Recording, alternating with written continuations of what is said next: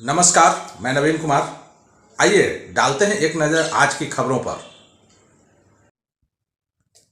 एकता rally को लेकर कार्यकर्ताओं ने की बैठक। पटना जिला के मनेर विधानसभा के अंतर्गत गोपालपुर गांव में मनेर और बिहटा प्रखंड के युवाओं द्वारा छत्रपति शिवाजी महाराज जयंती के अवसर पर कुर्मी एकता रैली का आयोजन की तैयारी बैठक की गई। कार्यक्रम की अध्यक्षता कर रहे समाज सेवी चंदन पटेल ने कहा कि छत्रपति शिवाजी ने जो पूरे देश में एक लकीर खींची थी, उनके पद चिन्हों को समाज में उतारने का एक प्रयास है। इस मौके पर युवाओं ने कहा कि हम लोग मनेर से हजारों की संख्या में 19 फरवरी 2025 को मिलर हाई स्कूल मैदान में पहुंचकर कुर्मी एकता रैली को जानदार और शानदार बनाएंगे। बैठक में मुखिया प्रतिनिधि प्राणेश कुमार, पैक्स अध्यक्ष अभिषेक आनंद, मंजीत पटेल, उज्जवल पटेल, नितेश पटेल, निश्चल पटेल, अभिषेक निराला, गौतम पटेल, रवि रंजन पटेल, भोला कुमार, निखिल पटेल, अंकित पटेल, सौरभ पटेल, आकाश पटेल, राजेश पटेल सहित सैकड़ों लोग मौजूद थे। निगरानी ब्यूरो ने एक भ्रष्ट अभियंता के ठिकानों पर छापेमारी की है। आय से अधिक संपत्ति मामले में निगरानी की कार्रवाई जारी है। पुल निर्माण निगम के प्रोजेक्ट इंजीनियर जंग बहादुर सिंह के 4 ठिकानों पर छापेमारी की गई। निगरानी ब्यूरो की तरफ से बताया गया कि पुल निर्माण निगम के प्रोजेक्ट इंजीनियर जंग बहादुर सिंह के खिलाफ आय से अधिक संपत्ति अर्जित करने का केस संख्या 325 दर्ज की गई है। इसके बाद कोर्ट से सर्च वारंट लेकर आरोपी इंजीनियर के 4 ठिकानों पर छापेमारी की गई। प्रोजेक्ट इंजीनियर जंग बहादुर सिंह के बक्सर के मुफस्सिल थाना क्षेत्र के दुधानी गांव, पटना के रूपसपुर थाना क्षेत्र के वेदनगर, पुनाईचक स्थित फ्लैट और पुल निर्माण निगम स्थित कार्यालय की तलाशी ली गई। तलाशी देर रात तक चलने का अनुमान है। 14 जनवरी से पहले बिहार में दही चूड़ा भोज की चर्चा तो ठीक ठाक चल रही थी, लेकिन नीतीश कुमार उस पर सियासत का ऐसा रंग चढ़ा देंगे, चिराग पासवान ने भी नहीं सोचा होगा। पटना के दही चूड़ा भोज में नीतीश कुमार के बुलाने के पीछे जो मकसद रहा हो, लेकिन चिराग पासवान का नाम लेकर अब जो हो रहा है वो तो फजीहत ही कही जाएगी। नीतीश कुमार ऐसी चीज़ों के माहिर तो है ही, चिराग पासवान को फिर से समझ में आ रहा होगा। बिहार में कुछ लोग नीतीश कुमार को चिराग पासवान से 2020 के बदले के रूप में भी देख रहे हैं, लेकिन सवाल है कि बदला पूरा होना क्या अभी बाकी रह गया है।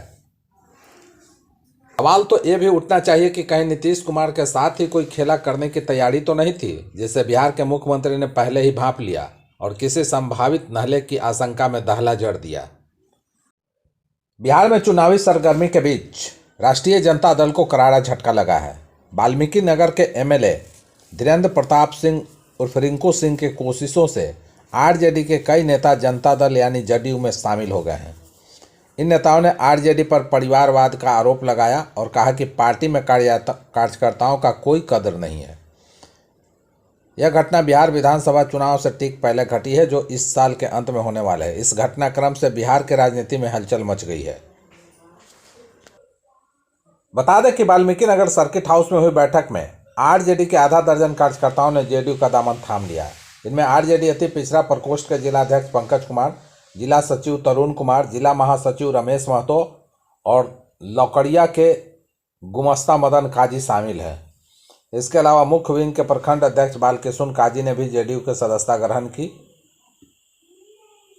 सेवा के अधिकारियों के साथ ही अब प्रदेश सरकार के पदाधिकारियों कर्मचारियों को अनिवार्य रूप से इंटीग्रेटेड गवर्नमेंट ऑनलाइन ट्रेनिंग करना होगा। अधिकारियों को 15 फरवरी तक एक कोर्स करते हुए उसका प्रमाण पत्र प्राप्त करने के निर्देश जारी किए गए हैं। राज्य के मुख्य सचिव अमृतलाल मीणा की ओर से सिविल सेवा पदाधिकारियों के साथ ही राज्य सरकार के सभी श्रेणी के पदाधिकारियों कर्मचारियों के नाम दिशा निर्देश जारी किए गए हैं। निर्देश में कहा गया है कि पदाधिकारी कर्मचारियों को अनिवार्य रूप से इंटीग्रेटेड गवर्नमेंट ऑनलाइन प्रशिक्षण प्राप्त करना होगा। आई गॉट कर्मयोगी प्लेटफॉर्म पर मोबाइल या कंप्यूटर लैपटॉप से लॉग इन करते हुए अपने पसंद का कोर्स कर प्रमाण पत्र अवश्य प्राप्त करें। सूत्रों के अनुसार आई गॉट केवल एक शिक्षण प्लेटफॉर्म नहीं, यह एक समानाधारी स्थान है जो ऑनलाइन शिक्षण, योग्यता प्रबंधन, कैरियर प्रबंधन, चर्चा और नेटवर्किंग के लिए 5 कार्यात्मक केंद्रों को जोड़ता है।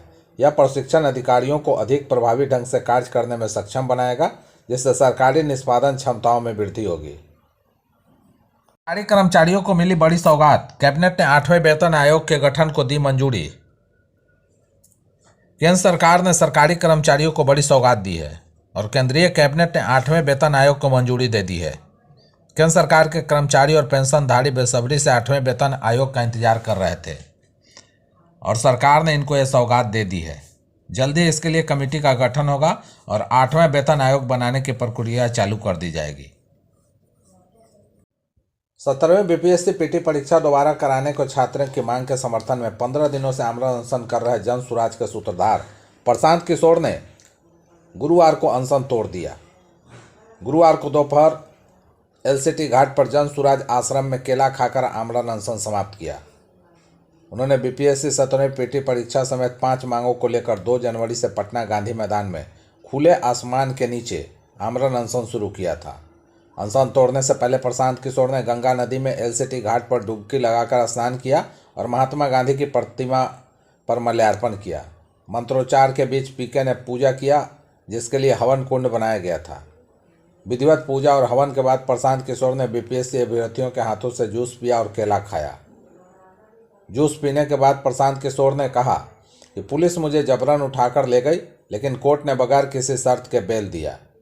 बिहार के युवाओं के लिए जन सुराज ने एक प्रयास किया ताकि छात्रों के साथ न्याय हो सके। बिहार में पश्चिमी विक्षोभ के सक्रिय होने से गलन भरी ठंड का दौर जारी है। मौसम वैज्ञानिकों के अनुसार पूरे जनवरी भर बिहार में इसी तरह की सर्द हवाएं डेरा डाले रह सकती है। 19 जनवरी से न्यूनतम तापमान में भी गिरावट आने का पूर्वानुमान है। साथ ही दक्षिण मध्य, उत्तर मध्य और पश्चिमी बिहार के अधिकतर जिलों में छाए बादल कुछ हट सकते हैं, लेकिन गलन भरी ठंड से मुक्ति मिलने की संभावना नहीं है। हालांकि न्यूनतम तापमान में अभी 3 दिन तक किसी तरह के बड़े बदलाव के आसार नहीं है। इधर राज्य के कुछ इलाकों में बादल छाए रहे, इसकी वजह से अधिकतम तापमान में 9 डिग्री तक की गिरावट दर्ज की गई है। तुलनात्मक रूप से गया में पिछले 24 घंटे में उच्चतम तापमान में करीब 9 डिग्री सेल्सियस, जमुई में 7 डिग्री और पूर्णिया और भागलपुर में करीब 4.5 डिग्री सेल्सियस की कमी दर्ज की गई है। मौसम विभाग की माने तो 18 तारीख को एक और पश्चिमी विक्षोभ पाकिस्तान से सक्रिय हो सकता है। इसके असर से पश्चिमी उत्तर भारत के पर्वतीय और मैदानी भागों में ठंड का नया दौर शुरू हो सकता है। 5 सालों में जीतनराम मांझी की डिमांड 3 गुना बढ़ी, 40 सीटों पर ठोक दिया दावा। बिहार एनडीए के घटक दल के नेताओं की डिमांड सामने आने लगी है। शुरुआत केंद्रीय मंत्री और हम के संरक्षक जीतनराम मांझी ने की है। पार्टी के नेता 40 सीट की इच्छा पाले हुए हैं। हमें कम से कम 20 सीटें मिलने चाहिए। जीतनराम मांझी ने कहा कि हमें भूख लगेगी तो घर में ही मांग करेंगे। बता दें कि 2020 में विधानसभा चुनाव में जीतनराम मांझी को पार्टी को 7 सीटें मिली थी, जिसमें 4 पर जीत मिली थी। जीतनराम मांझी आगे ने कहा कि पटना के गांधी मैदान में जल्द ही कार्यकर्ताओं का जुटान होगा। 2-3 लाख कार्यकर्ताओं का जुटान होगा। उन्होंने कहा कि हमारे कार्यकर्ताओं का कहना है कि 40 सीट पर लड़ें। हमें कार्यकर्ताओं की मांग को देखना होगा। हम एनडीए में हैं। मोदी जी हम लोगों से मोहब्बत करते हैं। यह प्यार और कहाँ मिलेगा? हमको भूख लगेगी तो परिवार में खाना नहीं मांगेंगे तो और कहाँ मांगेंगे? यह लड़ाई हुई। जीतनराम मांझी ने कहा कि कार्यकर्ताओं के फीलिंग के अनुसार हम काम करेंगे। पटना हाई कोर्ट ने बीपीएससी 17वीं परीक्षा की प्रारंभिक परीक्षा को रद्द करने या उसके रिजल्ट पर रोक लगाने से इनकार कर दिया है। बिहार लोक सेवा आयोग की 17वीं प्रारंभिक परीक्षा के खिलाफ दायर 14 याचिकाओं पर पटना हाई कोर्ट में सुनवाई हुई। कोर्ट ने याचिकाकर्ताओं के साथ साथ बिहार सरकार और बीपीएससी के वकीलों के दलीलें सुनने के बाद अंतरिम आदेश पारित किया है। इसमें याचिका दायर करने वाले को किसी भी तरह के रिलीफ देने से इनकार कर दिया गया। पटना हाई कोर्ट में जस्टिस अरविंद सिंह चंदेल की बेंच ने बीपीएससी मामले पर सुनवाई की। सारे पक्षों को सुनने के बाद कोर्ट ने कहा है कि सभी पक्षों की दलीलों को सुनने के साथ साथ तमाम तथ्यों और परिस्थितियों को देखने के बाद हम याचिका दायर करने वाले को किसी तरह की अंतरिम राहत नहीं दे सकते। जैसा कि याचिका में मांग की गई है, इस मामले में प्रतिवादी बनाए गए बिहार सरकार और बिहार लोक सेवा आयोग को 30 जनवरी तक विस्तृत जवाब देने का समय दिया जा रहा है।